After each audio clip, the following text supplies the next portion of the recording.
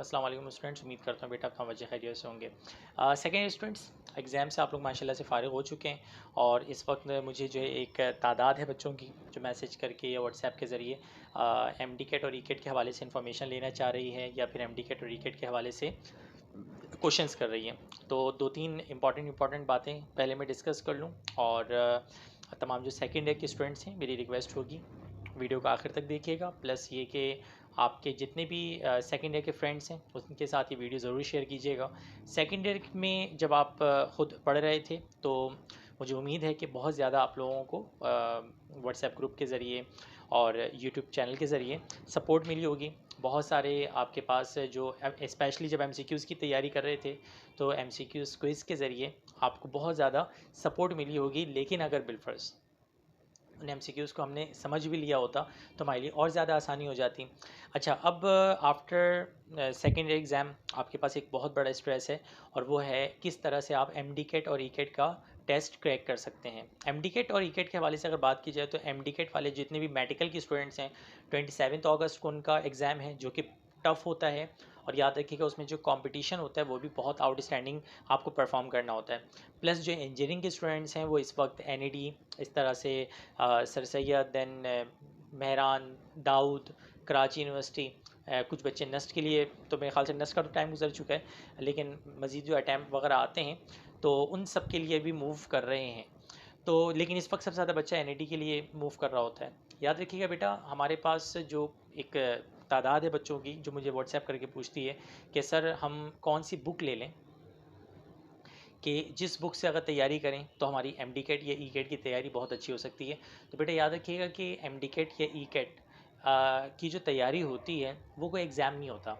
Aptitude का मतलब exam नहीं होता, एप्टीट्यूड का मतलब लेवल चेक करना होता है। एप्टीट्यूड का हरगिज़ मतलब ये नहीं होता कि आप किसी भी बुक को पढ़ेंगे और उस बुक में से एमसीक्यूज़ आ जाएंगे। पहली बात, ई कैट हो या एम कैट हो, स्पेशली आपके पास जो 27 अगस्त को मेडिकल वाले बच्चों का जो टेस्ट होने जा रहा है, कोई क्वेश्चन ना तो पास पेपर से इतने ज़्यादा रिपीट होते हैं। कोई भी अगर आपको टीचर कहता है या कोई भी बंदा कहता है कि जी पास पेपर कर लो आराम से एमसीक्यूज़ हो जाएंगे, तो ये कोई सिन बोर्ड का एग्ज़ाम नहीं है।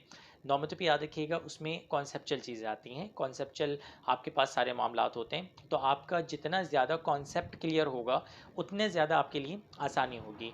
जैसे अभी मैं इसमें जो वीडियो है उस वीडियो के नीचे मैं अपने दो लिंक्स भी आप लोगों को फॉरवर्ड करवाऊँगा। एक लेक्चर है फिज़िक्स का, पहला lecture ECAT MDCAT का, फिर उसके बाद दूसरा लेक्चर है। आप उन दोनों को देखेंगे तो आपको आइडिया होगा कि बुनियादी तौर पे जो MDCAT ECAT की तैयारी है वो करनी किस तरह से होती है। तो जो बच्चे, अब यहाँ पे 3 तरह के बच्चे हैं जो मेरी बातों को सुन रहे होंगे। कुछ बच्चे ऐसे होंगे जो MDCAT ECAT की तैयारी किसी न किसी प्रॉपर इंस्टीट्यूट से कर रहे हैं, मेरे पास कर रहे हैं या कहीं और कर रहे हैं, इस तरह से मुख्तलिफ इदारों में कर रहे होंगे।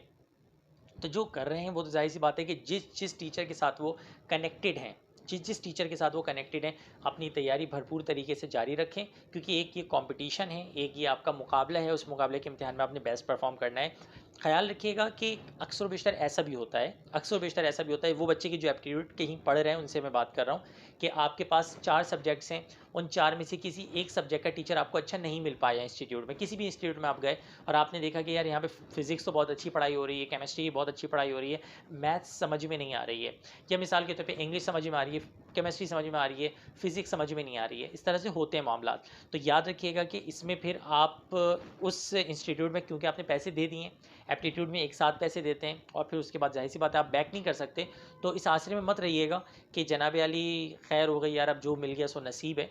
याद रखिएगा पूरे फ्यूचर आपने मॉन्टेसरी से जो पढ़ाई स्टार्ट की थी, सेकेंड ईयर तक जो आपने पढ़ाई की है वो पूरी की पूरी पढ़ाई याद रखिएगा उस फील्ड के लिए की थी कि जिस फील्ड में आप एडमिशन लेना चाहते हैं।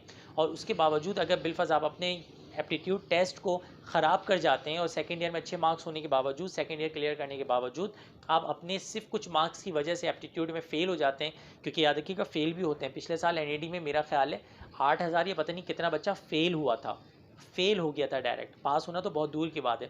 फिर पास होने में भी आपका कंपटीशन होता है, जितने ज़्यादा आप अच्छे मार्क्स लेंगे एप्टीट्यूड में यानी टेस्ट में, आपकी जाहिर सी बात है उतने ज़्यादा मेरिट लिस्ट में स्कोर बढ़ता रहेगा और आपकी यूनिवर्सिटी में एडमिशन लेने के चांसेस बढ़ते रहेंगे। तो बहुत, वो कहते हैं, एक बड़ा मशहूर जुमला है, मेरी वालदा अक्सर कहती हैं कि महंगा रोए एक बार, सस्ता रोए बार बार। तो हमेशा याद रखिएगा कि आपने लाखों रुपए खर्च किए अपनी तालीम के ऊपर, लाखों रुपए आप अपना एक्सपेंस वो करते हुए आ रहे हैं। तो बहुत से बच्चे ऐसे होते हैं कि जो नौमियों पे कि यार जब जहाँ पे एडमिशन ले लिया बस चलना है, तो आप उस एक सब्जेक्ट के लिए भले से या तो ट्यूटर रखवा लें या तो उस एक सब्जेक्ट के लिए अपनी पर्सनल एफर्ट ज़्यादा कर दें, लेकिन उसके ऊपर कॉम्प्रोमाइज़ मत कीजिएगा। याद रखिएगा एप्टीट्यूड में 27 अगस्त को जब आपका एग्ज़ाम होगा या एनईडी का जब देंगे, या एनईडी में तो चलो चांस होता है आप अटैम्प्ट 1 दे दो फिर अटैम्प्ट 2 दे दो, लेकिन जिन जिन यूनिवर्सिटीज़ में आप एडमिशन लेने के लिए टेस्ट देंगे तो आपको आइडिया होगा कि यार टेस्ट का जो क्राइटेरिया है वो पढ़ाई से थोड़ा सा अलग होता है। अच्छा, किस तरह से होता है, इसके लिए मेरा मशवरा होगा आप तमाम सेकेंड ईयर के स्टूडेंट्स को कि जो मेरे 2 लेक्चर्स स्टार्ट किए हैं जिसमें मैंने एक में टॉपिक बताएं सारे के सारे इंपॉर्टेंट टॉपिक्स कि भाई किस तरह से आप अपने टॉपिक वाइज तैयारी को करें। और इसी तरीके से आपके पास वो बच्चे कि जो ऑनलाइन तैयारी करना चाहते हैं, ज़ाहिर सी बात है ट्रांसपोर्टेशन इश्यूज़ हैं, इस तरह के इश्यूज़ हैं, तो वो ऑनलाइन वाले बच्चे भी बिल्कुल अपनी प्रिपरेशन कंटिन्यू कर सकते हैं। आपके पास से जो आज से मेरा अपने बिल्कुल एक फ्रेश बैच भी स्टार्ट हुआ है एमडीकेट और ईकेट का, और आज उसकी फ़र्स्ट क्लास थी, ठीक है जी। और इसमें ऑनलाइन, अच्छा ऑनलाइन एक बच्चा अक्सर सवाल करता है कि सर ऑनलाइन हम किस तरह से तैयारी कर सकते हैं, तो याद रखिएगा उसका बहुत सिंपल सा तरीक़ेकार है। हर कोई बच्चा गुलशन कैंपस तो नहीं आ सकता, ऑब्वियस सी बात है। अगर आप गुलशन कैंपस आ सकते हैं, फिजिकली तो आप तैयारी करें, कैंपस में आए पर तैयारी करें, इंशाल्लाह अच्छा स्कोर करेंगे आप। अगर बिल्कुल नहीं कर सकते तो इसका सिंपल सा तरीक़ेकार है। व्हाट इज़ एमडीकेट, व्हाट इज़ ईकेट, इस बात को समझिएगा। सिंपल एमसीक्यूज़ की तैयारी है। आपसे एक सवाल किया जाएगा कि ये बताइए कि science is the branch of dash. अब आपको अगर पता है कि साइंस है तो आपको ऑप्शन देखने की तरफ ज़रूरत भी नहीं होगी, और अगर आपके कॉन्सेप्ट क्लियर नहीं है तो आप अल्लाह भला करे, या अल्लाह तू रहीम है तू करीम है, ABCD और फिर एक को टिक करेंगे आप। तो प्रॉब्लम ये है कि अगर बिलफर्ज आपको एप्टीट्यूड की एक्स्ट्रा ऑर्डिनरी तैयारी करनी है तो उसके लिए आपको सिर्फ 3 स्टेप्स होते हैं, जो मैंने अपना जो पहला लेक्चर हो उसमें समझाया भी है, नीचे लिंक मौजूद भी है उन 2 लेक्चर्स का। कि सिंपल अंदाज में आपने सबसे पहले टीचर के साथ कॉन्सेप्ट को समझना होता है। बुनियादी तौर पे मैथ्स में, फिज़िक्स में, केमिस्ट्री में और इंग्लिश में टोटल 12 टॉपिक्स हैं, 12 टॉपिक्स हैं। फिज़िक्स में टोटल 25 टॉपिक्स हैं। इसी तरह केमिस्ट्री में सिलेक्टेड टॉपिक्स हैं और मैथ्स में सिलेक्टेड, और सेम बायो में कुछ सिलेक्टेड टॉपिक्स हैं। हमेशा एमसीक्यूज़ उन्हीं के अंदर से आएंगे, उससे आउट एमसीक्यूज़ नहीं आते। मिसाल के तौर पे चाहे ये आपके पास फिज़िक्स की बात करें तो फिज़िक्स में यूनिट और मेजरमेंट का एक कॉन्सेप्ट हमेशा पेपर में मौजूद होता है। तो एप्टीट्यूड के लिए आपको एमसीक्यूज़ का रट्टा लगाने की ज़रूरत नहीं है।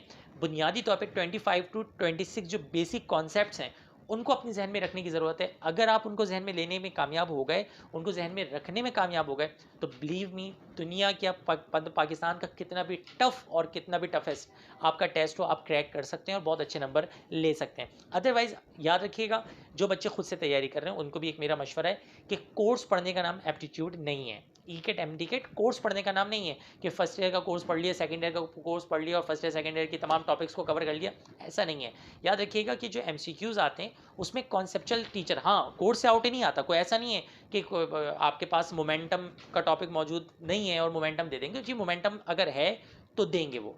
लेकिन एक बात याद रखिएगा कि कोर्स से हट के नहीं आता, लेकिन एमसीक्यू जो बनाए जाते हैं उनका जो कॉन्सेप्ट होता है वो आपने ना तो किसी पास पेपर में प्रैक्टिस की होगी, ना किसी बुक में, ना किसी हैंड आउट में मौजूद होगा।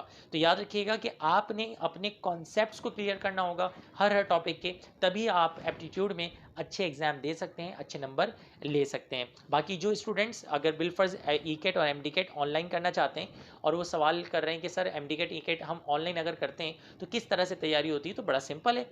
आपने लेक्चर लेना है, लेक्चर आप अच्छी तरह जानते हैं कि तमाम बच्चों को लेक्चर रिकॉर्डिंग्स मिलती हैं।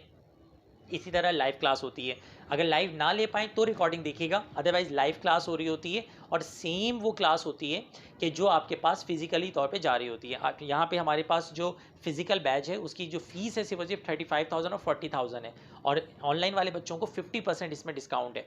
और नॉर्मल तौर पे वो सेम क्लास होती है, यानी लाइव जो क्लास जा रही होती है वो सेम कैंपस की क्लास होती है जो लाइव ट्रांसमिशन हो रही होती है। अब अगर बिलफर्ज कोई बच्चा फ़ीस अफोर्ड नहीं कर सकता तो उसके लिए बेहतरीन ऑप्शन ये, और वो अपनी तैयारी करना चाहता है, तो 50% ऑफ में वो आराम से अपनी तैयारी कंटिन्यू कर सकता है और उन बच्चों को compete कर सकता है कि जो बच्चे तैयारी कर रहे हैं। क्योंकि एक बात याद रखिएगा, बहुत से बच्चे ऐसे होते हैं कि जो फ़ीस अफोर्ड थोड़ी बहुत कर भी सकते हैं, लेकिन उसके बावजूद वो कहते हैं यार हम खुद से तैयारी करेंगे।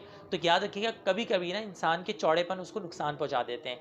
हमेशा याद रखिएगा कि अगर बंदा खुद से ही अपने सारे इलाज करना शुरू कर दे तो डॉक्टर की नीड नहीं है। इसी तरह अगर हर बच्चा खुद से पढ़ के पास होने लग जाए तो फिर टीचर की तो नीड ही नहीं रहेगी। तो ये जहन में रखिएगा कि आपके पास जो ई-कैट एमडी-कैट है, अगर बिलफर्ज आप बगैर तैयारी के जा रहे हैं या खुद से तैयारी करके जा रहे हैं और बाकी बच्चे प्रोफेशनल से, एक्सपर्ट से सीख के जा रहे हैं, तो जाहिर सी बात है कि आप कंपटीशन में पीछे रह जाएंगे। तो अपनी बहुत सारी तैयारी करें, अल्लाह ताला आप लोगों को बहुत सारा बहुत अच्छा वर्कआउट करने की, और अल्लाह ताला आप लोगों को जो आपके टेस्ट हैं उसमें कामयाबी हासिल करने की तौफीक भी अता फरमाए, और बहुत अच्छे नंबरों से आप तमाम बच्चे अपने अपने जो भी टेस्ट में अपियर हो रहे हैं वो तमाम के तमाम टेस्ट आप लोग क्लियर करें। प्लस मेरी दुआएं हैं कि अल्लाह ताला आगे आप लोगों के फ्यूचर को बहुत ज़्यादा ब्राइट बनाए, और जिस जिस फील्ड के हवाले से आपने सपने देखे हुए हैं, अल्लाह ताला उन तमाम सपनों को पूरा करे। अपनी दुआ में याद रखिएगा। अल्लाह